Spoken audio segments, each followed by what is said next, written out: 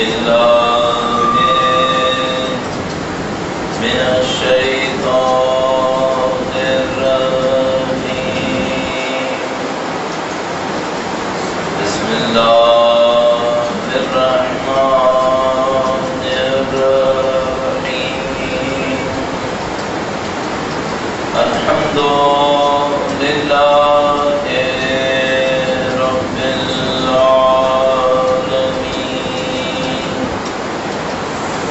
والصلاة والسلام على سيد الأنبياء والمرسلين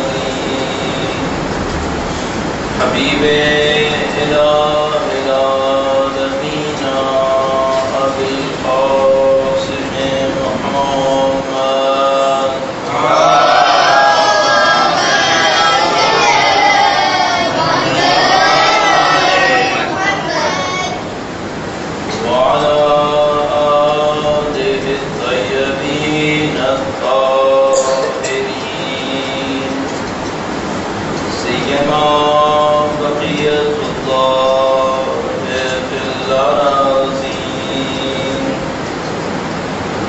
قال الله تعالى في كتابه الكريم بسم الله الرحمن الرحيم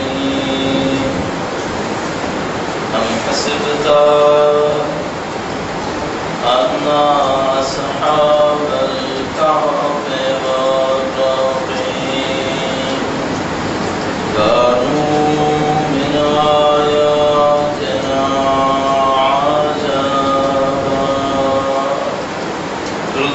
محمد وآل محمد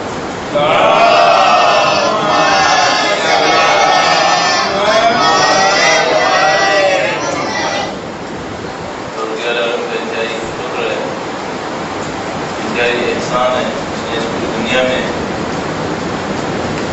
7 ارب سے زیادہ انسانوں میں ہمیں اور آپ کو اہل بیت اطہار علیہ السلام کی محبت نصیب فرمائی، ان کی شناخت پہچان ہمیں اور آپ کو نصیب فرمائی۔ اس دعا کے ساتھ کہ انشاءاللہ ان کے فرزند کے ظہور کا دن دیکھنا خدا ہمیں نصیب فرمائے، ان کی نصرت کی سعادت ہمیں نصیب فرمائے اور ان کی نصرت کی راہ میں شہادت ہم سب کو نصیب فرمائے۔ وقت کے امام کے حضور کی والدہ کی شہادت کی تسلیت پیش کرنے کے لیے ایک بار پھر درود بھیجیے گا محمد و آل محمد۔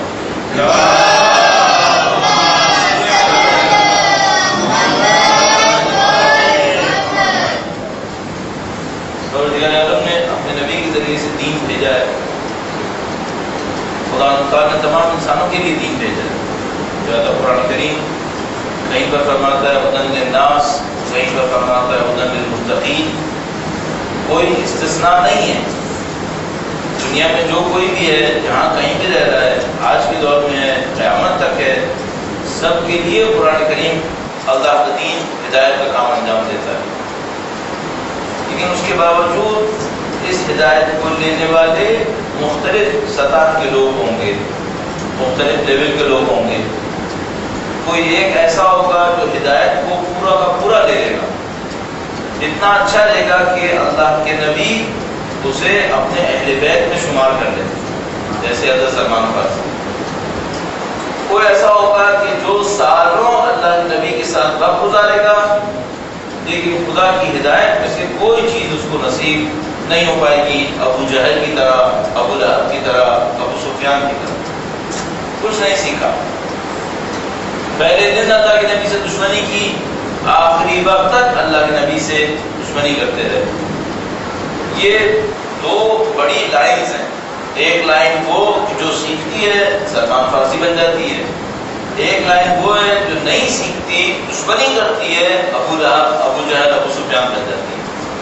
اس کے بیچ میں لاکھوں اور لائنز ہیں، لاکھوں درجے موجود ہیں۔ تھوڑا سیکھتا ہے، تھوڑا منع کرتا ہے، کبھی سیکھتا ہے، کبھی چھوڑ دیتا ہے۔ ہم سب اس کے بیچ میں کہیں نہ کہیں موجود ہوں گے۔ تو ہمیں اور آپ کو دیکھنا ہوتا ہے کہ یہ جو سیکھ لیتے ہیں یہ کیوں سیکھ لیتے ہیں، اور جو نہیں سیکھ پاتے کیوں نہیں سیکھ پاتے؟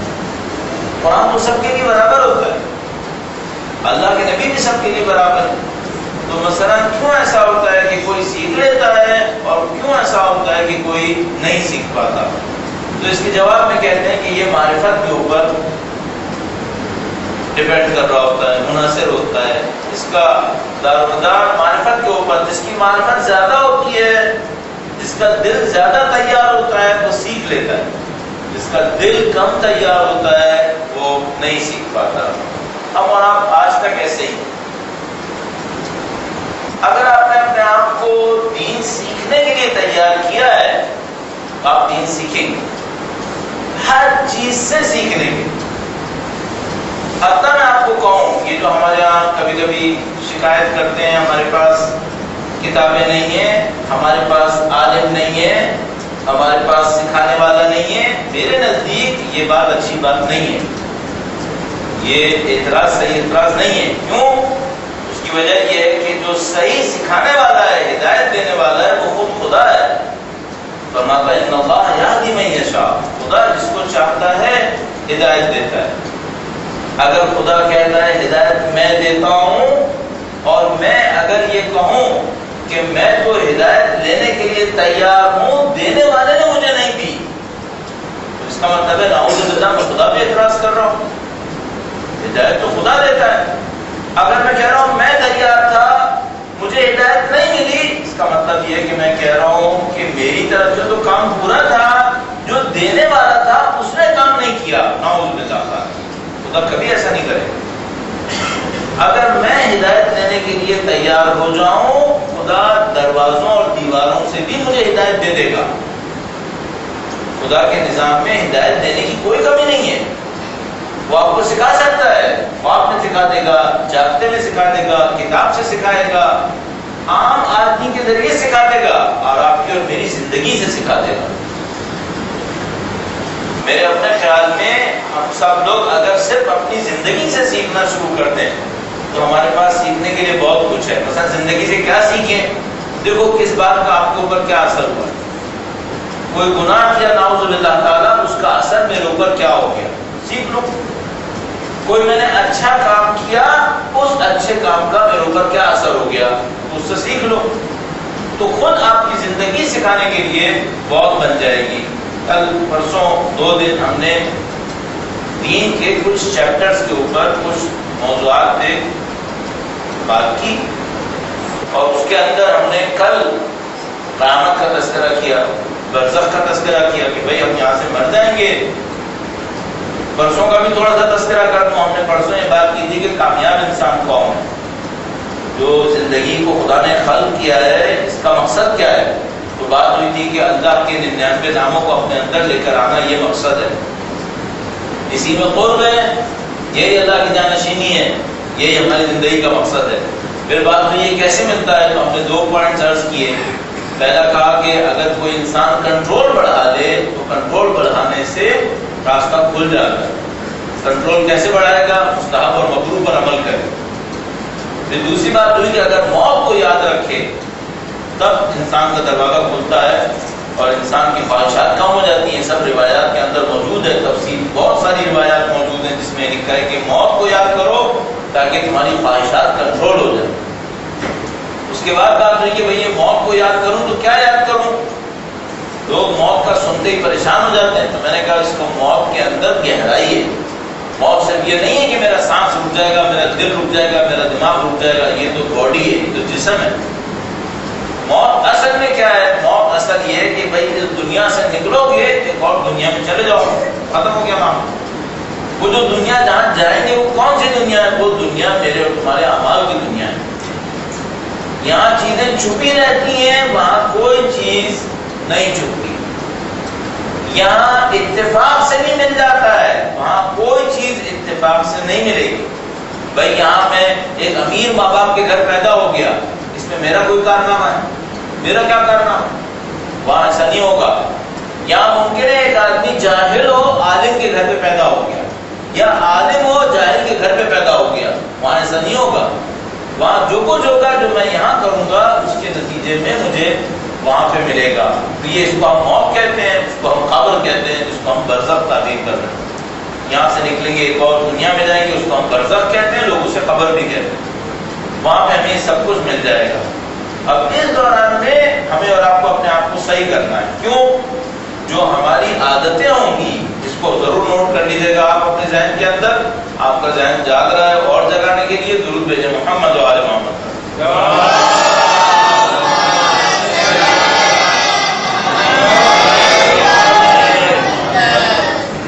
کی پوائنٹ یہاں پر ہے. اگر آج کے دن کا اسٹارٹ میں کی پوائنٹ کو تو یہ کی پوائنٹ ہے, سب سے اہم نقطہ. یہ جو ہماری عادتیں ہیں, اس سے ساری زندگی برزخ کی تبدیل ہوگی. جو بھی عادت ہے, اگر میں زندگی میں ایک دفعہ نماز پڑھوں, اس سے میری برزخ پہ اثر کم ہوگا. میری عادت پڑ جائے تو اس سے برزخ کی زندگی پہ اثر پڑے گا. ایک آدمی ایک دفعہ سچ بولے, اس سے برزخ تبدیل نہیں ہوگی. عادت پڑ جائے کہ سچ بولے, اس سے برزخ میں سچا کہلائے گا. اس کی شکل بھی سچوں والی بن جائے گی. عادت کسے کہتے ہیں؟ عادت اس چیز کو کہتے ہیں جو میں ارادہ نہ کروں خود بخود ہو جائے, اس کو کہتے ہیں عادت. میں ارادہ نہیں کرتا, خود بخود ہو جائے, اس کو ہم عادت کہتے ہیں. درود بھیجو محمد و آل محمد.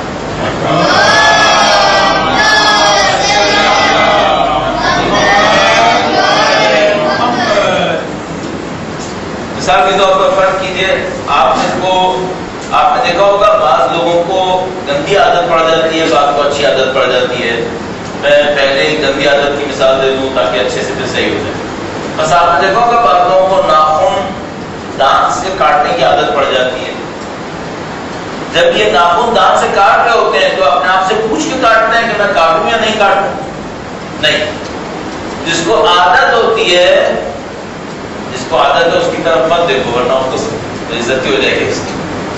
جس کو عادت ہوتی ہے وہ پوچھ کے نہیں کاٹتا ہے, خود سے اس کا ہاتھ منہ میں چلا جاتا ہے, وہ کاٹنا شروع کر دیتا ہے. تو جو کام آپ اپنے ارادے سے کرو اس کو عادت نہیں کہتے. عادت وہ چیز ہوتی ہے جو خود بخود آپ کرو گے, اتنا آپ نے کیا ہے, اتنا کیا ہے, خود بخود ہو جائے گا. یہ جو عادتیں ہوتی ہیں, اس پر ہماری زندگی برزخ کی بنتی ہے. ابھی مثال کے طور پر لوگوں کو سچ بولنے کی عادت ہوتی ہے, جھوٹ بولنے کی عادت ہوتی ہے. تو اگر کنٹرول نہ کرے تو سچ بولے گا یا جھوٹ بولے گا. اگر ایسا ہو کنٹرول نہ کرے تو اس کی زبان سچ بولتی ہے, تو اس کا مطلب ہے اس کو سچ کی عادت ہے. اگر کنٹرول نہ کرے تو جھوٹ بولتا ہے, اس کا مطلب ہے اس کو جھوٹ کی عادت ہے. یہ جو عادتیں ہوتی ہیں یہ اصل ہوتی ہیں. آپ اپنی عادتوں کو صحیح کرو. اور اس سلسلے میں ایک اور بات عرض کر دوں, اس کو میں بھی تشریح نہیں کروں گا, اس کو پھیلا کے نہیں بتاؤں گا ابھی. وہ یہ کہ زندگی کا سب سے بڑا سرمایہ اچھی عادت ہے. اچھی عادت انسان کی زندگی کا سب سے بڑا سرمایہ ہے. دولت اتنا کام نہیں آتی, خاندان اتنا کام نہیں آتا جتنی اچھی عادت کام آتی ہے. عادتیں اچھی کرو. اور انسان کی زندگی میں سب سے گندی چیز بری عادت ہے. بری عادت انسان کو ذلیل کر دیتی ہے. چھوڑ چاہتا نہیں ہے کہ کرے, لیکن عادت پڑ جاتی ہے تو ذلیل ہو جاتا ہے, پھر ذلت اٹھانی پڑ جاتی ہے. تو جو بچے یہاں بیٹھے ہیں ان کو میں کہوں گا اچھی عادت بناؤ, بری عادت سے جان چھڑاؤ. آپ کی زندگی میں بری عادت نہ ہو بہتر ہے. پڑھنے نہ دو, کیونکہ پڑھ جائے تو پھر اس کو ختم کرنا بھی بہت مشکل کام ہے. عادت چھوڑنا آسان نہیں ہے, بہت مشکل کام ہے. جن کو عادت پڑ جاتی ہے اور وہ بڑے ہو جاتے ہیں تو پھر بعض اوقات روتے ہیں کہ یہ عادت کیوں پڑ گئی, لیکن چھوڑ نہیں پاتے. اب یہ ایک معاملہ ہو گیا. تو برزخ اس سے بنتی ہے. کل برزخ کو ہم نے تفصیل سے عرض کیا. آج بس ذرا سا ایک معاملہ قبر کے اندر سوال کے بارے میں عرض کروں گا. اس میں ایک نقطہ ہے جو اس کی طرف توجہ کم ہوتی ہے. اچھا پوائنٹ ہے, آپ کو بھی ذرا دماغ کو سکون ملے گا. درود بھیجے گا محمد و آل محمد.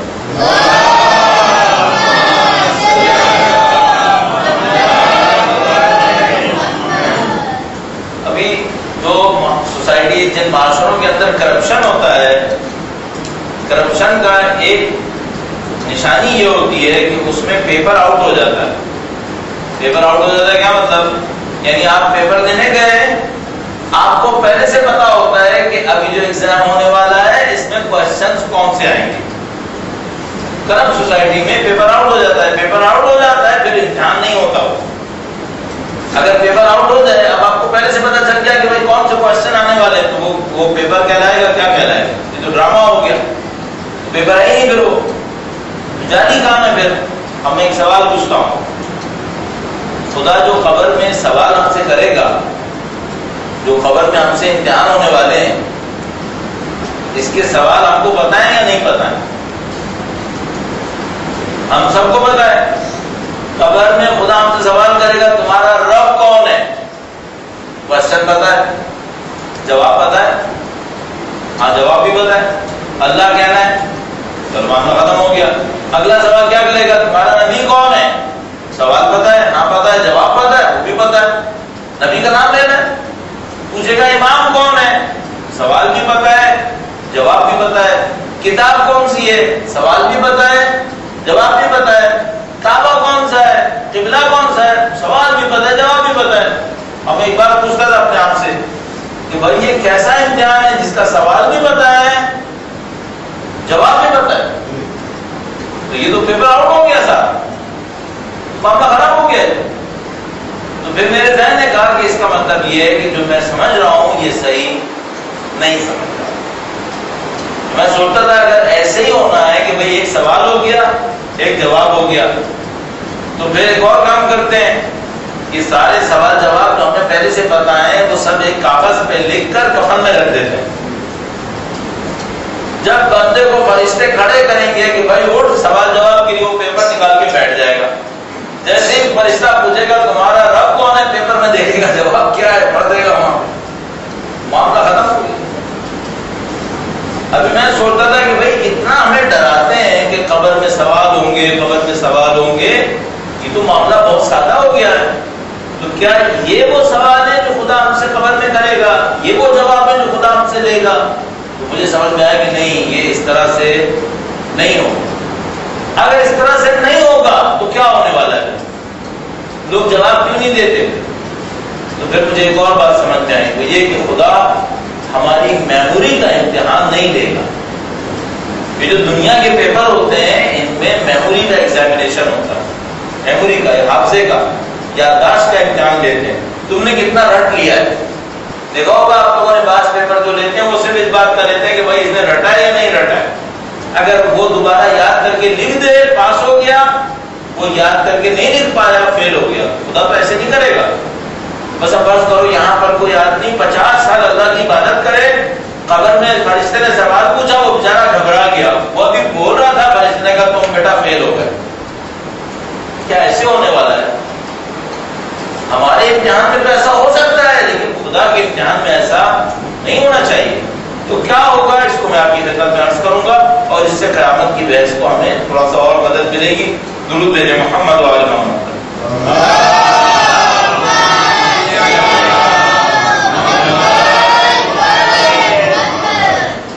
کبھی ایسا ہوتا ہے انسان اپنی زبان سے ایک بات کہتا ہے، اپنے عمل سے، اپنے کام سے اس کے خلاف کر رہا ہوتا ہے.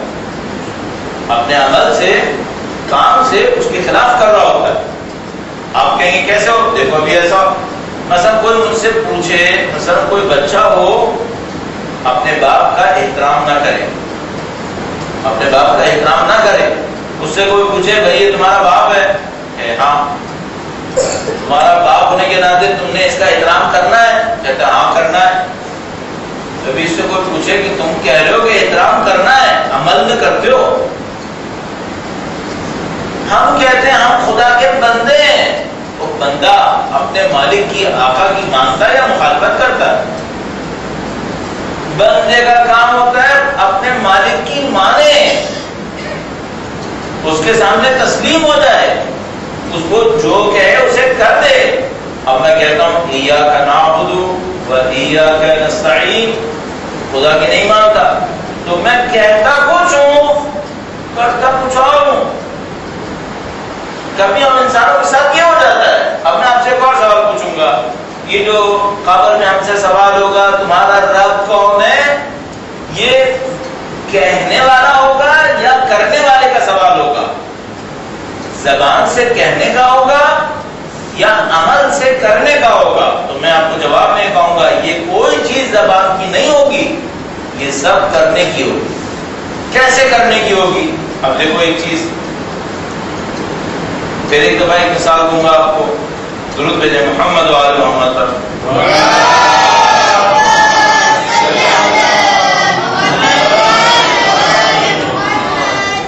رب کسے کہتے ہیں؟ رب کا مطلب ہوتا ہے پالنے والا، پالنے والا اس کو کہتے ہیں عربی میں رب۔ تو مثلا قبر میں خدا سوال کرے گا، اس کے فرشتے سوال کریں گے تمہارا رب کون ہے؟ اب میں زبان سے کیا کہتا ہوں؟ میرا رب خدا ہے، رب الارباب، خدا رب ہے۔ اچھا اب رب کسے کہتے تھے؟ پالنے والے کو، یعنی آپ جس کو یہ سمجھتے ہو کہ وہ آپ کا پالنے والا ہے وہ آپ کا رب ہے۔ میں کہہ رہا ہوں خدا میرا پالنے والا ہے، ٹھیک ہے خدا میرا پالنے والا ہے۔ اب میں ایک اور بات پوچھتا ہوں، اگر فرض کرو میں کہیں پہ جاب کرتا ہوں، نوکری کرتا ہوں، نوکری سے مجھے تنخواہ ملتی ہے، سیلری ملتی ہے، اس سے میرا گھر چلتا ہے۔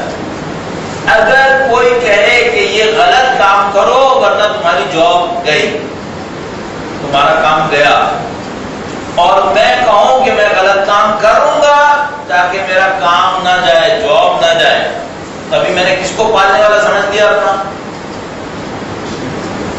اگر خدا میرا پالنے والا تھا تو مجھے خدا کی ماننی تھی، اپنی نوکری کی خاطر خدا کی مخالفت کیوں کی تھی؟ اگر میں یہ سمجھتا ہوں کہ خدا میرا پالنے والا ہے اور اگر میری نوکری چلی جائے تو میں پریشان کیوں؟ اگر خدا پالنے والا ہے تو نوکری گئی ہے، خدا تو نہیں گیا ہے، تو پریشان کیوں ہو رہا ہوں؟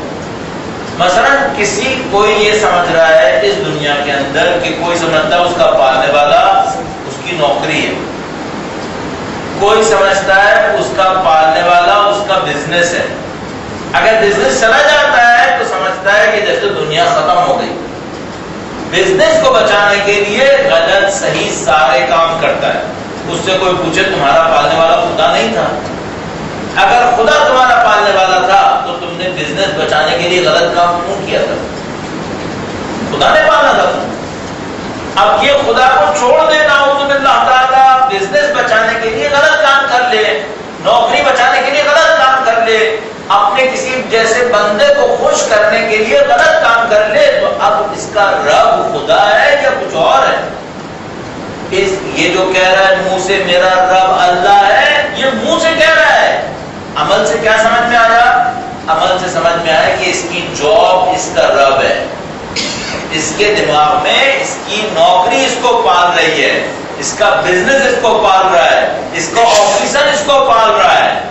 تو وہ جو قبر میں خدا ہم سے پوچھے گا تمہارا رب کون ہے، وہ زبان کا نہیں پوچھے گا، عمل کا پوچھے گا۔ کون سا عمل؟ وہ جو میں ابھی کر رہا ہوں، یہ جو میں ابھی کر رہا ہوں۔ تو اگر میں ابھی زندگی کے اندر خدا کو پالنے والا سمجھتا ہوں عمل سے، تو قبر میں میرے منہ سے نکلے گا خدا، اور اگر میں اس وقت اپنے بزنس کو سمجھتا ہوں پالنے والا وہ ہے، تو قبر میں میرے منہ سے اس سوال کے جواب میں کہ تمہارا پالنے والا رب کون ہے، میرے منہ سے کیا نکل جائے گا؟ نعوذ باللہ تعالیٰ میرا بزنس۔ یہ جواب غلط ہو گیا۔ اچھا ابھی سوچوں میں فرشتوں کو ڈاش دے دوں گا، عمل سے کچھ کرتا تھا، زبان سے کچھ اور کہہ دوں گا، وہاں یہ نہیں ہوگا۔ وہاں صرف وہی منہ سے نکلے گا جو میں نے 50-60 سال میں کیا ہوگا، بس اس کے سوا کچھ نہیں نکلے گا۔ اب میں نے رب کی مثال دی نا، میں ذرا امام کی مثال دیتا ہوں، اس سے اور زیادہ بات واضح ہو جائے گی۔ درود بھیجیں محمد و آل محمد۔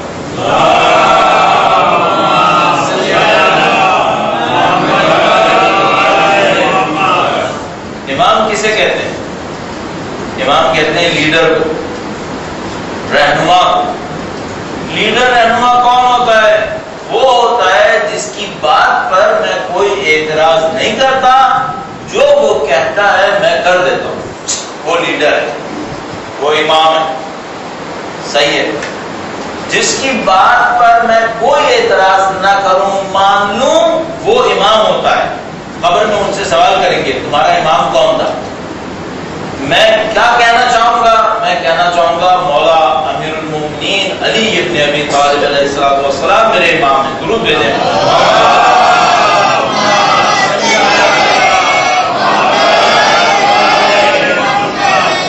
میں تو یہ کہنا چاہوں گا، لیکن کب کہہ پاؤں گا؟ جب میں نے اس دنیا میں امام کی بات کو ہمیشہ مانا ہوگا تب۔ مثلا امیر المومنین نے کہا بندوں پہ ظلم مت کرو، خدا نہ کرے میں نے کر دیا، اب قبر میں میرے منہ سے نکلے گا میرا امام امیر المومنین؟ نہیں نکل پائے گا۔ کیوں؟ تم نے ساری زندگی ان کی بات نہیں مانی تھی۔ اگر ان کی بات مانی ہوتی تو وہ تمہارے امام ہوتے۔ امام وہ ہوتا ہے جس کی بات مانی جاتی ہے، امام وہ نہیں ہوتا جس کو لفظ میں امام کہا جاتا ہے، مانی کسی اور کی جاتی ہے۔ اگر تم نے عمل میں امیر المومنین کو مانا تھا تو تمہاری زبان سے نکلے گا میرے امام علی ہے۔ اگر تم نے دوسروں کے مقابلے میں ان کی بات سنی تھی، اب ایک بات دیکھو، فرض کرو مولا نے مجھ سے ایک بات کہی، سوسائٹی معاشرہ مجھ سے ایک اور بات کہتا ہے، امام کی سنتا ہوں یا معاشرے کی سنتا ہوں؟ ہم لوگ کے ساتھ بہت ہوتا ہے، ہماری سوسائٹی میں ہمارے معاشرے میں کوئی غلط چیز پڑ جاتی ہے، سب لوگ وہ غلط کام کر رہے ہوتے ہیں، میں بھی وہی کرتا ہوں جو سب کر رہے ہوتے ہیں۔ کیوں کر رہا ہوتا ہوں؟ امام نے کہا تھا؟ نہیں، امام نے نہیں کہا تھا، چونکہ سب کر رہے تھے میں نے بھی کر دیا۔ تو پوچھنے والا پوچھے گا فرشتہ کہ بھائی یہ بتاؤ تمہارا امام امیر المومنین تھے یا کوئی انسان تمہارے امام تھے؟ اگر امیر المومنین تمہارے امام تھے تو تم نے ان کی کیوں نہیں مانی تھی؟ تو ایسا معاملہ خراب ہو جائے گا۔ کتاب بھی ایسے ہی ہے۔ کتاب کسے کہتے ہیں؟ اللہ خبر میں ہم سے سوال کرے گا تمہاری کتاب کیا ہے؟ میں نے کہنا ہے قرآن مجید۔ اب ایک اور سوال ہے، بھائی کتاب کسے کہتے ہیں؟ کتاب اس ریفرنس کو کہتے ہیں، اس جگہ کو کہتے ہیں جہاں پر آپ نے فیصلہ کرنا ہو تو آپ اس میں جا کے دیکھتے ہیں، اس کو کہتے ہیں کتاب۔ ساری زندگی میں نے صرف ایک بات پہ فیصلے کیے ہوں کہ لوگ کیا کہیں گے، تو قبر میں میرے منہ سے نکلے گا کتاب اللہ کا کتاب قرآن مجید ہے۔ میں نے کبھی قرآن مجید کو ریفرنس کے طور پر لیا ہی نہیں اپنی زندگی کے اندر، تو قبر میں کتاب کے جواب میں قرآن مجید کب کہوں گا؟ ابھی زندگی میں کس چیز کو ریفرنس بنایا ہے؟ اس بات کو ریفرنس بنایا ہے لوگ خوش ہوں گے یا نہیں ہوں گے۔ مثلا کوئی مجھ سے پوچھے بھائی شادی میں فلاں تقریب ہوگی یا نہیں ہوگی، میں کہوں گا کرنی پڑے گی۔ کیوں؟ قرآن میں لکھا ہے۔ نہیں، قرآن میں تو نہیں لکھا ہے، لیکن اگر نہیں کروں گا تو لوگ کیا کہیں گے؟ تو میرا ریفرنس کیا ہو گیا؟ لوگ ہو گئے۔ تو میری کتاب کون سی بنی؟ میری کتاب قرآن کریم نہیں بنی، میری کتاب لوگ بن گئے۔ تو میرے عزیزو، قبر میں جو سوال ہوں گے وہ حافظے کے یادداشت کے سوال نہیں ہوں گے، وہ عمل کے سوال جواب ہوں گے۔ اور یہ جو میں اور آپ ابھی کر رہے ہیں نا، یہ ابھی جواب تیار ہو رہا ہے۔ آپ اس امتحان کے پیپر پر اس وقت لکھ رہے ہیں، اس وقت جواب نہیں بنا سکیں گے آپ، ابھی جواب بن رہے ہیں۔ مشکل کیا ہے؟ ہماری دنیا کے اندر ایسا ہوتا ہے جب ہم لوگ پیپر دینے جاتے ہیں نا، امتحان کے کمرے میں بیٹھتے ہیں تو اس وقت ہمیں پیپر ملتا ہے، ہم اس وقت لکھتے ہیں، تو ہم یہ سمجھ رہے ہیں جیسے قبر میں بیٹھ کر ہمیں لکھنا ہے۔ نہیں، وہاں پہ کچھ نہیں لکھنا ہے، وہاں پہ پہلے سے لکھا ہوا ملے گا۔ وہ جو لکھا ہے وہ کب لکھا؟ ابھی یہ ابھی لکھ لو۔ وہ جو ہم سے کہا ہے کہ بھائی روز محشر تمہیں تمہارا نام اعمال دیا جائے گا، ایک کاپی دی جائے گی جس میں سارے تمہارے اعمال لکھے ہوں گے، وہ اعمال کب لکھو گے؟ قبر میں بیٹھ کے لکھو گے؟ نہیں، یہ جو کر رہے ہو ابھی، یہ جو کر رہے ہو، یہ نام اعمال ہے جو تیار ہو رہا ہے۔ اچھا، ابھی تو میں نے سوچا ہی نہیں تھا، ابھی تو میرے سامنے ایک بندہ آیا، میں نے اس سے نعوذ باللہ جھوٹ بول دیا، تو بعد میں کیا ہوگا؟ یہ سارے وہ نام اعمال جمع ہو جائیں گے۔ قیامت کا دن یہ ساری چیزیں ہمارے سامنے کھول دے گا۔ بس قیامت کے دن کی دو باتیں اور کروں گا اور ذرا اس ٹاپک سے نکلنے کی کوشش کروں گا۔ ایسا نہ ہو قیامت سے زیادہ ڈرا دیا، بچے ڈرتے رہیں گے، پھر رات کو چلاتے پھریں گے، تو ہم تھوڑا سا اس سے باہر نکلنے کی بھی کوشش کریں گے۔ درود بھیجیں محمد و آل محمد۔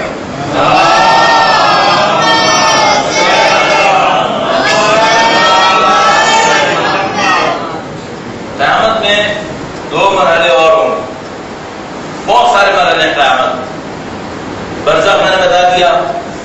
قبر کے سوال میں نے بتا دیے، نامہ اعمال بھی کسی حد تک بتا دیا. بس نامہ اعمال میں ایک چیز اور بتا دوں، مرحلے بھی نہیں گناتا، نامہ اعمال کو بس بتاتے ہیں پھر یہاں سے فارغ کر. یہ جو کہتے ہیں اعمال لکھے ہوں گے، اس کا مطلب کیا ہے؟ اعمال لکھے ہوں گے اس کا مطلب کیا ہے؟ یعنی مثلا خدا تعالیٰ قیامت کے دن ہمارے نامہ اعمال کو پیش کرے گا، وہ کیا ہوگا نامہ اعمال؟ آیا کاپیاں ہوں گی جیسے ہم آپ اسکول لے کے جاتے ہیں، کاپیز رجسٹرز یہ ہوں گے؟ تو مثلا پہلے زمانے کا بچہ اگر یہ سنتا نامہ اعمال تو وہ سوچتا لمبے لمبے پیپر ہوں گے. اس زمانے میں لمبے لمبے پیپر ہوتے تھے، کاپیاں نہیں ہوتی. تو سوچتا ہوگا لمبے لمبے پیپر ہوں گے جو لٹے ہوئے ہوں گے. ابھی وہ لمبے لمبے پیپر والا کام ختم ہو گیا، آج کل ہمارے پاس کاپیز ہوتی ہیں. تو ابھی میرے زمانے کا بچہ سوچتا تھا کہ نامہ اعمال کا مطلب ہے کاپیز ہوں گی، موٹی موٹی کاپی، اتنی موٹی موٹی. اچھا ابھی تھوڑے عرصے کے بعد کاپیز بھی ختم ہو جائیں گی. کاپیز ختم ہو جائیں گی تو کیا بچ جائے گا؟ آج کے زمانے کے حساب سے ہارڈ ڈسک بچ جائے گی، فلش ڈرائیو بچ جائے گی. تو مثال کے طور پر ابھی جو اگلے بچے یہ بچے بڑے ہوں گے تو کہیں گے نامہ اعمال میں کیا ہوگا؟ ہر فرشتہ ایک فلش ڈرائیو میری لے کے آئے گا، وہ وہاں پہ لگا دے گا، میرے سارے اعمال نظر آ جائیں گے. اچھا ایک اور مشکل بھی ہے، یہ جو فرشتے میرا نامہ اعمال لکھ رہے ہیں، یہ لکھ رہے ہیں یا ویڈیو بنا رہے ہیں؟ اگر میں آج سے 40 سال پہلے ہوتا نا اور کہتا کہ تم جو کر رہے ہو نا وہ سب خدا دکھائے گا، تو وہ سمجھتا کہ شاید دکھ رہے ہیں اور وہاں پڑھ کے سنائیں گے اس نے اتنے بج کر اتنے منٹ پہ یہ کیا، اتنے بج کے اتنے منٹ پہ یہ کیا. اب آج کے زمانے میں ہمارے پاس ویڈیو ریکارڈنگ ہوتی ہے، تو ابھی ہمارا بچہ کیا سوچے گا کہ یہ فرشتے سارے ویڈیو ریکارڈنگ کر رہے ہیں. ایک یہاں رائٹ پہ بیٹھا ہوا ہے اس کے ہاتھ میں ایک کیمرہ ہے، یہ لیفٹ پہ بیٹھا ہوا ہے اس کے ہاتھ میں کیمرہ ہے. اچھے کام کرتا ہوں رائٹ والا کیمرہ آن کر دیتا ہے، غلط کام کرتا ہوں لیفٹ والا کیمرہ آن کر دیتا ہے. اس میں بھی ایک پرابلم ہے، ایک مشکل ہے. وہ کیا ہے؟ کیمرہ کیا میری نیت ریکارڈ کر سکتا ہے؟ کیمرہ میری نیت ریکارڈ نہیں کر سکتا. میں یہاں بیٹھا ہوں مجلس پڑھ رہا ہوں، یہ کیمرہ کیا ریکارڈ کر لے گا کہ میں نے مجلس پڑھی؟ کیا یہ کیمرہ ریکارڈ کرے گا کہ میں نے کس نیت سے پڑھی ہے؟ نہیں. خدا کرے گا یا نہیں کرے گا؟ بالکل کرے گا، نیت بھی ریکارڈ کرے گا. بس یہ جو ہم کہتے ہیں نامہ اعمال، یہ ہے کیا چیز؟ نامہ اعمال میں صرف جسم کی حرکت نہیں ہے، نامہ اعمال میں صرف کہنا نہیں ہے، نامہ اعمال میں سوچنا بھی ہے. سوچنا بھی اعمال کا حصہ ہے، کرنا اعمال کا حصہ ہے، کہنا اعمال کا حصہ ہے، سوچنا اعمال کا حصہ ہے. اور نہ کرے صرف نیت کرے کہ میں کروں گا، یہ بھی اعمال کا حصہ ہے. یہ کوئی کیمرہ ریکارڈ نہیں کر سکتا. نام اعمال بہت خطرناک چیز ہے. اس کا مطلب کیا ہے؟ اگر آپ یہاں بیٹھے ہوئے ہو، آپ دیکھ تو میری طرف رہے ہو اور سوچ کچھ اور رہے ہو، تو وہ جو نام اعمال کا ریکارڈر ہے وہ کیا ریکارڈ کرے گا؟ یہ بھی ریکارڈ کرے گا کہ یہ بیٹا مجلس میں تھا، سوچ کہیں اور رہا. یہ بھی ریکارڈ کرے گا. جیسے میں کھڑے ہو کے نماز پڑھتا ہوں، 2 رکعت نماز پڑھتا ہوں اور 2 رکعت سے تھوڑا سا دیر وہاں پہ رہتا ہوں، باقی دیر بازاروں میں گھومتا ہوں، یہ سب بھی ریکارڈ کر لے گا. نام اعمال خطرناک چیز ہے بھائی. جو یہ ساری چیزیں ہمارے سامنے ہیں، اس سب کو دیکھتے ہوئے آپ اور میں اپنی زندگی کو بنانے کی کوشش کریں کہ بھائی یہ جو قبر میں سوال ہوگا، یہ صرف پوچھے گا سوال نہیں ہوگا، کہے گا نہیں ہوگا، بلکہ یہ کیے گا. اور یہ جو نام اعمال ہے، یہ نام اعمال صرف اعمال نہیں ہے، کرنا نہیں ہے، کہنا نہیں ہے، سوچنا بھی نام اعمال میں ہے، نیت کرنا بھی نام اعمال کے اندر ہے. اگر یہ سب سوچ لو. اب ایک اور سوال کرتا ہوں، درود بھیجے گا محمد و آل محمد.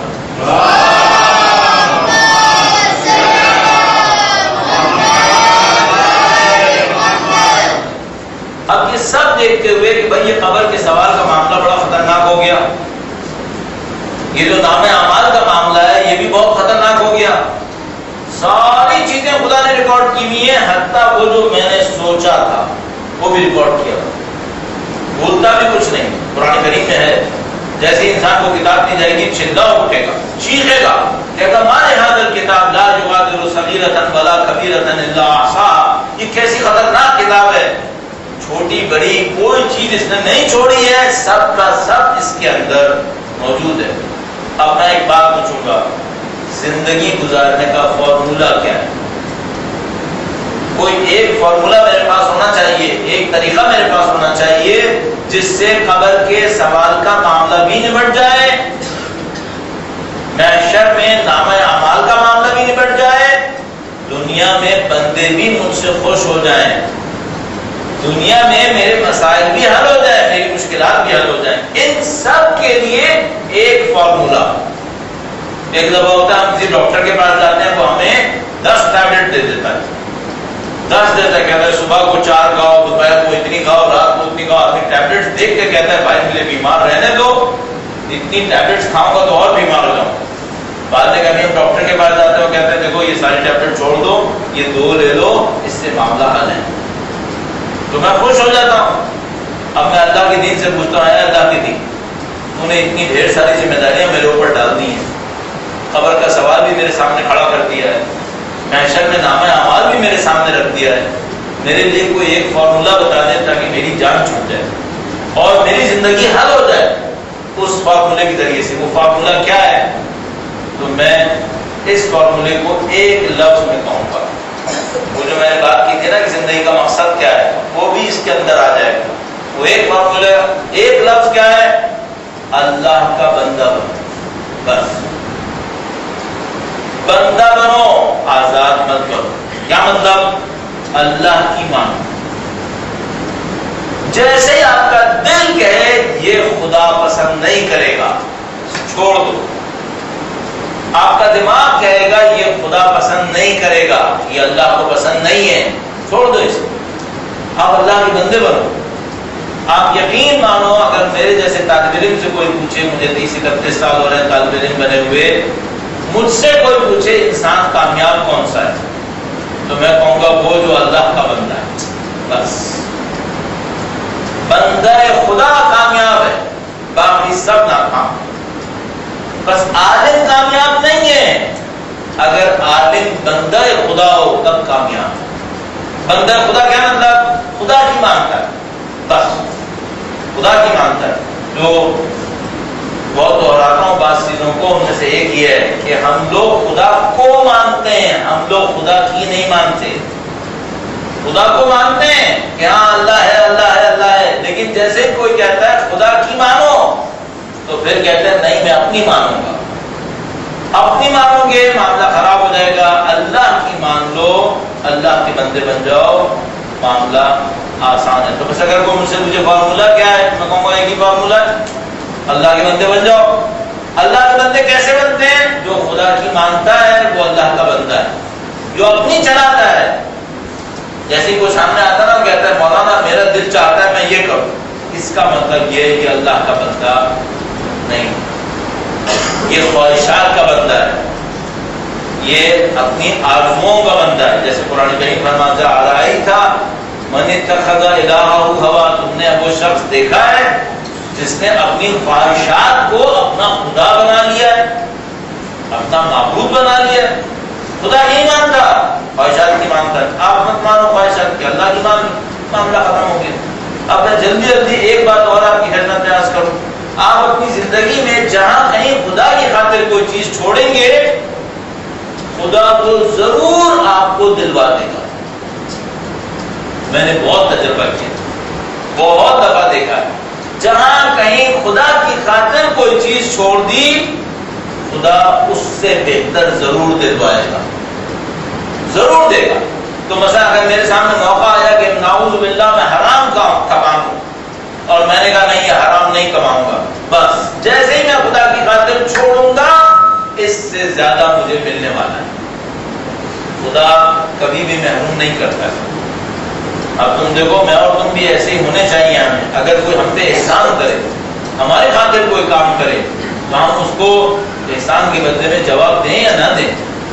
انسان کو چاہیے کہ احسان کے بدلے میں احسان کرے۔ اگر میں خدا کی خاطر دنیا چھوڑ دوں تو خدا کیا کرتا ہے؟ دنیا ختموں میں ڈال دیتا ہے۔ اللہ کے رسول کا ایک فرمان ہے، میں اس گفتگو کو ختم کرنے کی کوشش کر رہا ہوں، لیکن کچھ چیزیں ذہن میں آ رہی ہیں تو بار بار بولے جا رہا ہوں، اس کو ختم کرنے کی کوشش کرتا ہوں۔ اللہ کے رسول کا ایک فرمان ہے، فرماتے ہیں علیکم بالآخرہ تأتک الدنیا صاغرہ، تم آخرت کی پرواہ کرو، خدا دنیا کو ذلیل کر کے تمہارے قدموں میں ڈال دے گا۔ آخرت کی پرواہ کرو، خدا دنیا کو ذلیل کر کے تمہارے پاس لے آئے گا۔ تأتیکت دنیا صاغرہ، دنیا ذلیل ہو کر تمہارے پاس آ جائے گی اگر تم آخرت کی پرواہ کرو۔ اچھا، اگر تم نے آخرت کی پرواہ نہیں کی تو کیا ہوگا؟ اس جملے کی روشنی میں اس جملے کا مطلب یہ بنے گا، اگر تم نے آخرت کی پرواہ نہیں کی، تم نے دنیا کی پرواہ کی تو کیا ہوگا؟ تمہیں ذلیل ہو کر دنیا کے پیچھے بھاگنا پڑے گا، تمہیں ذلیل ہو کر دنیا کے پیچھے بھاگنا پڑے گا۔ اور یہ بہت ہوتا ہے، جب لوگ آخرت کی پرواہ نہیں کرتے، اپنی دنیا کے پیچھے بھاگتے ہیں تو دنیا کے پیچھے ذلیل ہو کر بھاگنا پڑتا ہے اور دنیا نہیں ملتی ہے، اور اگر مل بھی جاتی ہے تو کسی کام نہیں آتی ہے، پھر خواری ملتی ہے، بے عزتی ملتی ہے، بدنامی ہو جاتی ہے، ذلت اٹھانی پڑ جاتی ہے۔ تو زندگی میں سبق کیا ہے؟ سبق یہ اللہ کے بندے بنو، بندہ بنو، اپنی موت کو یاد رکھو، تمہیں اپنی زندگی میں جواب دینے، قبر کے اندر بھی اور محشر میں نام اعمال کا بھی۔ ان سب کو اگر میں صحیح کر لوں تو پھر کیا فائدہ ہوگا؟ یہ سمجھ لو سب کچھ میرے ہاتھ میں، سب کچھ میرے ہاتھ میں۔ اب تھوڑا سا دیر لگا کر یہ بھی دیکھنے کی کوشش کروں گا لوگ دنیا لے کے کیا کرتے ہیں، دنیا سے کیا لینا چاہتے ہیں، اور راستہ جو انہوں نے پکڑا ہوا ہے اس پہ ملے گی یا نہیں ملے گی۔ 2-4 منٹ اس کے اوپر بھی عرض کریں گے۔ درود بھیجیں محمد و آل محمد۔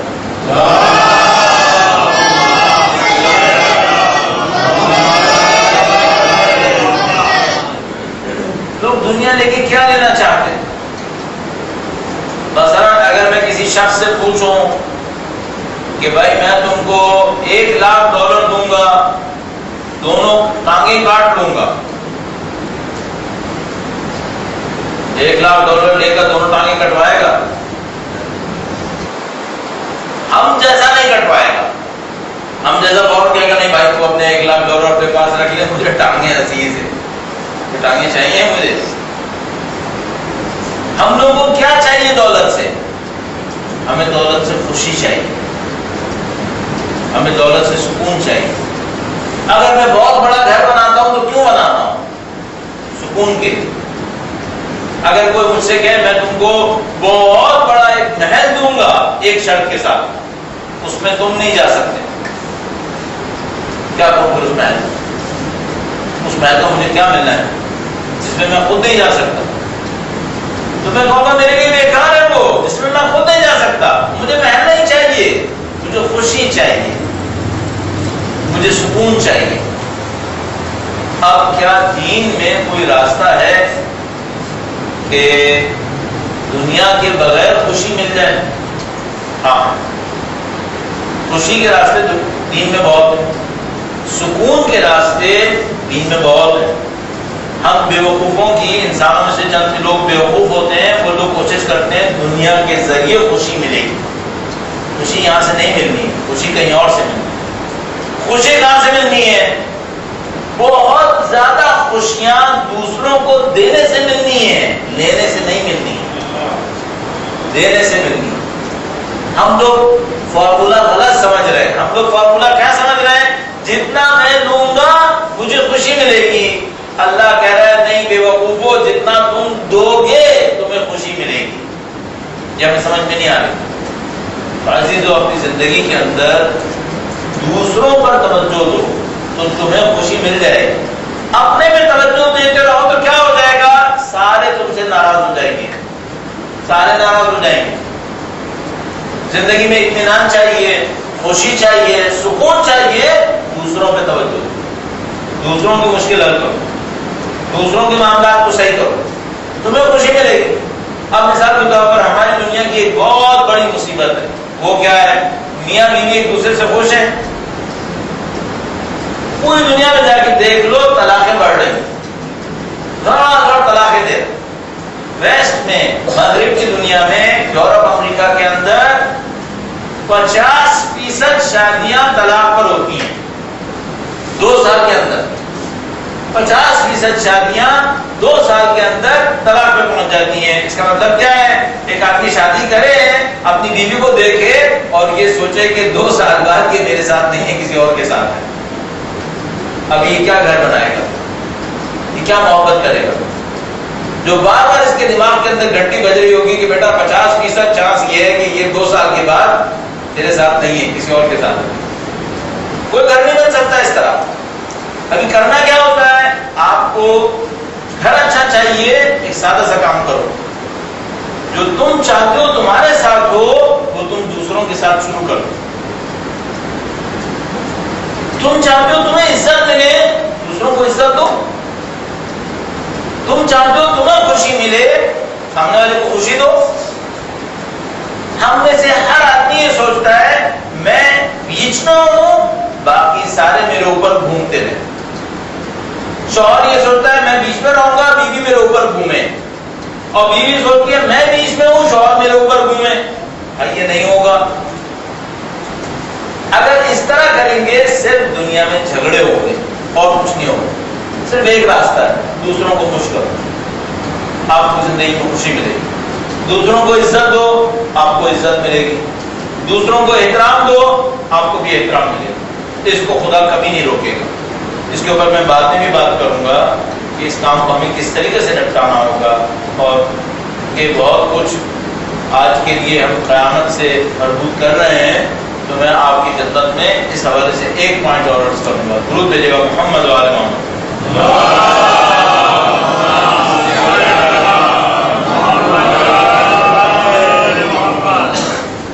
انسان کیا کرے کہ بندہ بن جائے؟ جو میں نے کہا فارمولہ ایک ہی، اللہ کا بندہ بن جائے۔ کیا کرے کہ قبر کے معاملے کو بھی نپٹا لے، نام اعمال کو بھی نپٹا لے، سب کچھ صحیح ہو جائے؟ کیا کرنا چاہیے؟ صرف ایک اور کام اس میں اضافہ کر لو۔ بندہ بننے کے لیے مجھے کیا کرنا چاہیے؟ اپنے آپ کو غافل مت بناؤ، اپنے آپ کو جاگتے رہو۔ غافل اور جاگنے میں کیا فرق ہے؟ پوری ایک روایت ہے، بہت لمبی روایت ہے، جس کو بول نہیں پاؤں گا، ٹائم بھی ختم ہو رہا ہے۔ ایک آدمی وہ ہوتا ہے جس کی زندگی گزر رہی ہوتی ہے، اسے پتہ نہیں چلتا۔ صبح کو اٹھتا ہے، کام پہ جاتا ہے، یہاں جاتا ہے، وہاں جاتا ہے، زندگی ختم۔ آپ ایسے مت بنو، آپ اپنا حساب لیتے رہو۔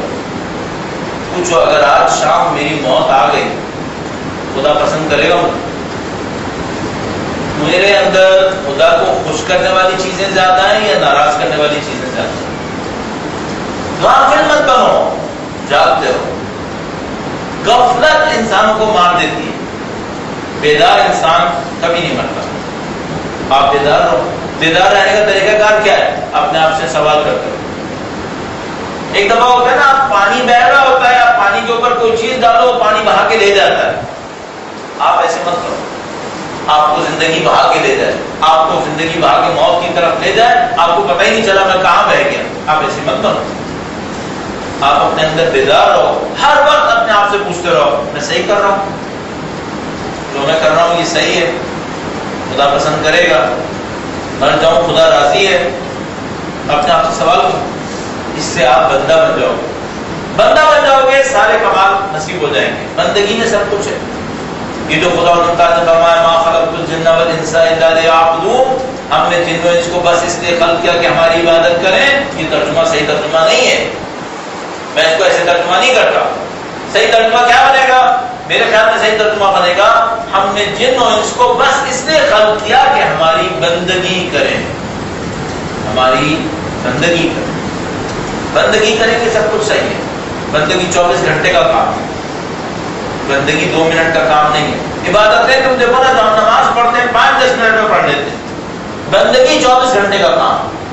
آپ بندے بنو، بندے بنو گے معاملہ ختم۔ اچھا جب میں خدا کا بندہ بنوں گا، خدا میرے لیے کچھ کرے گا یا نہیں کرے گا؟ سب کچھ کرے گا، سب کچھ خدا کرے گا۔ اگر میں خدا کا بندہ ہوں، کیا کیا کرے گا؟ تم جو سوچ سکتے ہو اس سے بڑھ کے کرے گا، جو میں اور تم سوچ پائیں اس سے بڑھ کے کرے گا۔ کیوں؟ ہمیں دنیا میں سب سے زیادہ چاہنے والی مخلوق کون سی ملی ہے؟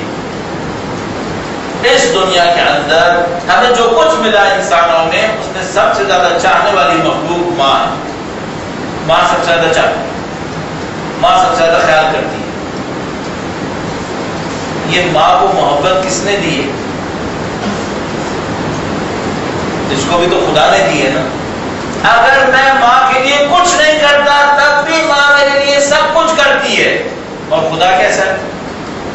خدا ماں کو محبت دینے والا ہے. اس کا مطلب کیا ہے؟ میں خدا کے لیے کچھ بھی نہیں کروں نا تو وہ میرے لیے سب کچھ کر رہا ہے، اور اگر میں خود اس کے لیے کر دوں پھر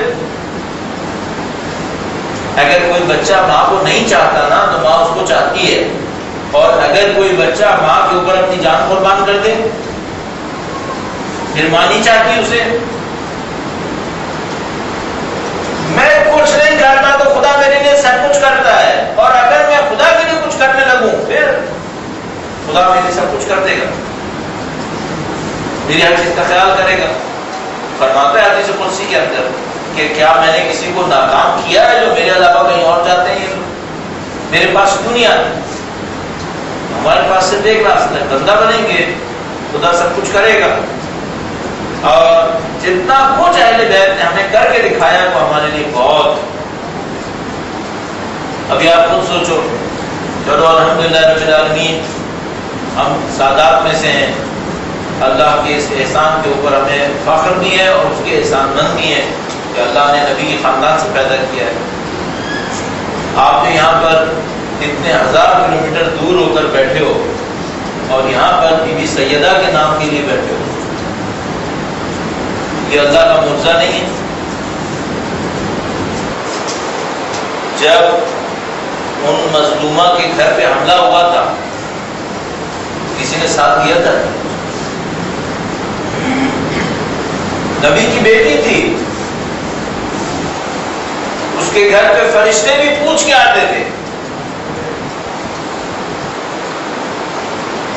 اللہ کے نبی 6 مہینے تک اس کے دروازے کے سامنے کھڑے ہو کر کہتے تھے السلام علیکم یا اہل بیت النبوہ. اللہ کے نبی 6 مہینے تک اپنی بیٹی کے گھر کے سامنے کھڑے ہو کر کہتے تھے سلام ہو تم پر اے خاندان نبوت. ان کے گھر پہ حملہ ہوا، کسی نے دفاع نہیں کیا. آج دنیا میں کونے کونے میں سیدہ کے غم میں بیٹھنے والے لوگ موجود ہیں. اللہ کا معجزہ نہیں، اللہ کا معجزہ ہے. کیوں؟ انہوں نے خدا کے لیے کیا، خدا نے دنیا ان کے لیے دی. آخرت میں سب سے بڑی شفاعت سیدہ کی شفاعت. آخرت کے میدان میں اللہ ہمیں سیدہ کے چاہنے والوں میں سے قرار فرمائے، سیدہ کی شفاعت دینے والوں میں سے قرار فرمائے انشاءاللہ. میدان حشر میں ایک وقت آئے گا جب خدا تمام انبیاء، اولیاء، اوصیاء، تمام مخلوقات کو جمع کر لے گا، اور اس کے بعد کوئی منادی ندا دے گا، کہے گا اے محشر، اے تمام مخلوقات خدا، اپنی نظروں کو جھکا لو، فاطمہ زہرا تشریف لا رہے. کائنات سیدہ کے ہاتھ میں وہ تشریف لائیں گی، اور روایات کے مطابق سید الشہداء کا خون آلود، خون میں ڈوبا ہوا کرتا اپنے ساتھ لے کر آئیں گے. خدا کے سامنے امام حسین کے اس کرتے کو پیش کریں گی اور کہیں گے خدایا میرا بیٹا کس جرم میں مارا گیا.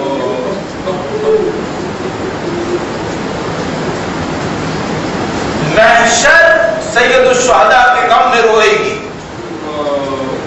اور خدا سید الشہداء کی اس شہادت کے صدقے میں سیدہ طاہرہ کو شفاعت کا حق دے گا اور کہے گا فاطمہ آپ کے پاس شفاعت کا حق ہے، جس کو چاہے بخشوا لے. وہ اپنے ماننے والوں میں سے انتخاب فرمائیں گی، اپنے ماننے والوں کو شفاعت دے گی. خدایا کاش سیدہ کی شفاعت نصیب فرما، ہمیں محشر میں ان کا سایہ نصیب فرما دے. خدا متعال نے یہ تمام مقام کیوں دیا؟ میں کہوں گا جس نے امام حسین کی طرح اپنا سب کچھ لٹایا ہو خدا کیوں مقام نہیں دے گا؟ امام حسین نے کیا کیا لٹایا؟ جنگیں تو بہت ہوتی ہیں، اس میں بڑے لوگ مر جاتے ہیں. 72 اگر کربلا میں شہید ہوئے تو خاص بات کیا ہے؟ تو میں کہوں گا خاص بات یہ ہے کہ لوگ تو بہت سارے مرتے ہیں لیکن علی اکبر جیسا کوئی نہیں ہوتا. علی اکبر جیسا جوان شبیہ رسول ایسا کہاں ہوتا ہے؟ عزیزو، ہم بھی دنیا کے رشتوں میں باپ ہیں، ہماری بھی اولادیں ہیں، ہمیں بیٹوں کی محبت کا تھوڑا سا اندازہ ہے، لیکن ہمیں کیا پتا کہ حسین اپنے بیٹے کو کتنا چاہتے ہیں، یہ ہمیں کیا پتا. ہم تو ناقص باپ ہیں اور ہماری اولاد ناقص اولاد ہے، ہمارے نفس ناقص ہیں، لیکن اگر کوئی حسین جیسا کامل ہو اور کوئی بیٹا علی اکبر جیسا بیٹا ہو تو اس کا باپ اپنے بیٹے کو کتنا چاہے گا یہ ہمیں کیا معلوم. لیکن ہمیں روایتوں کے الفاظ پتہ ہیں، وہ الفاظ ہم دوہرا لیتے ہیں. جب علی اکبر سید الشہداء سے الوداع کرنے آئے، علی اکبر کو امام حسین نے الوداع کیا. علی اکبر دشمن کی طرف چلے، ان کو لگا جیسے پیچھے میرا باپ بھی واپس آ رہا ہے. مڑ کر دیکھا تو بوڑھا باپ پیچھے پیچھے آ رہا تھا. پوچھا بابا آپ نے تو مجھے الوداع کر دیا تھا. اب بوڑھا باپ کیا بتائے کہ بیٹا تجھے الوداع کرنا کتنا سخت کام ہے. تو کچھ روایتیں ہمارے پاس ہیں اور ہم لوگ اس سے روایت ہی پڑھ سکتے ہیں، ہمیں کیا پتا کربلا میں کیا گزری. لیکن اگر روایتوں کو دیکھو تو یہ جو علی اکبر کا جانا تھا یہ بڑا سخت مرحلہ تھا. ایک موقع آیا جب علی اکبر زمین پر گرے اور سید الشہداء علی اکبر کی طرف بڑھے تو روایت کے مطابق سید الشہداء نے کہا کہ بیٹا اپنے باپ کو آواز دیتے رہو، اس کو دکھائی نہیں دے رہا. حسین کو دکھائی نہیں دیتا، میرا بچہ کہاں گرا. فرمایا آواز دیتے رہو تاکہ میں تمہاری طرف بڑھوں. اللہ اکبر. نہیں معلوم جوان کا غم کتنا بڑا غم ہوتا ہے، علی اکبر کا غم کتنا بڑا غم. ایک روایت ایسی ہے جو تمام مقاصد کے اندر لکھی ہے. ہم جیسے لوگ کہیں گے یہ روایت صحیح روایت ہے، اس کی عربی بھی صحیح عربی ہے. وہ کون سی روایت ہے؟ جب امام حسین علی اکبر کے سرہانے پہنچے، علی اکبر کے سرہانے پہنچے، جب بیٹا جان دے چکا تو سید الشہداء نے بڑا عجیب ایک جملہ کہا اور آج تک وہ پڑھنے والے اس جملے کو پڑھتے ہیں تو دل کٹ جاتے ہیں کہ حسین کے اوپر کیا گزری. امام حسین نے فرمایا وَعَلَى الدُّنْيَا بَعْدَكَ الْأَوْوَا. اکبر تیرے بعد دنیا میں کچھ نہیں ہے، خاک اس دنیا کے اوپر. وَعَلَى الدُّنْيَا بَعْدَكَ الْأَوْوَا. بی بی زینب خیمے کے دروازے تک آئی اور بھائی سے کہا کہ بھیا میں آؤں اکبر کا جنازہ اٹھانے. علماء نے گفتگو کی ہے کہ بی بی زینب کو پتا تھا بھائی نہیں آنے دیکھا تو بھائیا کو کیوں کہا کہ میں آؤں، دروازے تک کیوں آئی؟ تو علماء نے جواب دیا، کہا یہ جو بی بی زینب ہے نا یہ امام حسین کو پہچاننے والی ہے. ان کو پتا ہے کہ علی اکبر کا جانا حسین کے دل پر کیا گزر رہی ہوگی.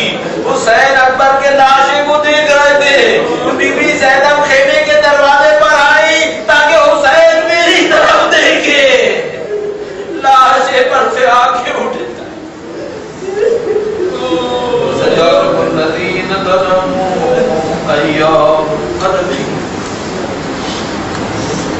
پروردگار جنہوں نے سید الشہداء پہ ظلم کیا، جنہوں نے بی بی سیدہ کے گھر پہ حملہ کیا، انہیں بدترین عذاب میں مبتلا فرما. اے پاک پروردگار سید الشہداء بی بی سیدہ سلام اللہ علیہا کے چاہنے والوں کو جان مال عزت و آبرو کی حفاظت فرما. اے خدایا ان مصائب کے صدقے میں، اہل بیت کی قربانیوں کے صدقے میں سید و سردار مولا اور آقا امام آخر الزمان کے ظہور میں تاجیل فرما. ہمیں ہماری اولادوں کو ان کے چاہنے والوں میں قرار فرما. ہماری زندگیوں کا اختتام ان کی نصرت کی راہ میں شہادت قرار فرما. ربنا تقبل منا انک انت السمیع العلیم بجاه محمد وآله الطاهرين.